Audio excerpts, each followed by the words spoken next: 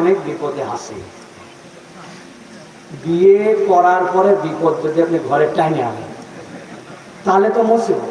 আপনি বিয়ে করার সময় দেখছেন ময়দার বস্তা কিনা, আর মেয়ের পক্ষ দেখছে এটা টাকার বস্তা কিনা। টাকার বস্তার সাথে ময়দার বস্তা বিয়ে হয়েছে, তো ময়দার বস্তার আবার দিনদারির কি আছে? অথচ শরীয়ত বলছিল দিনের ক্ষেত্রে চারটা জিনিস দেখো, তার সম্পদ দেখো, বংশ দেখো, সৌন্দর্য দেখো, দিনদারি দেখো। নবী বলছে দিনদারিতে পূর্ণ হলে বাকিগুলো আল্লাহ পূর্ণ করে দিবেন। আপনি বলছেন ও ভাই নামাজ পরে ধরবেনি, কত মহিলা স্বামীর বাড়িতে আছে নামাজ ধরলো, পর্দা ধরলো, আগে ময়দাটা কেমন দেখ। রাগ করতেছেন আপনারা?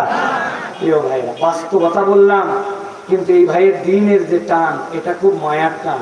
বউরে বলছে পর্দা করো, তারপরে সে পর্দা করে। কি করবে এখন? আপনি তো আলটিমেটাম দেন তিনটা। 1 নম্বর পর্দা করো, শোনে না।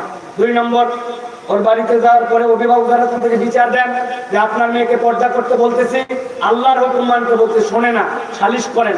যদি সালিশ না করে তাহলে 3 নম্বরে বিছনা আলাদা করে দেন, তুমি আলাদা হও।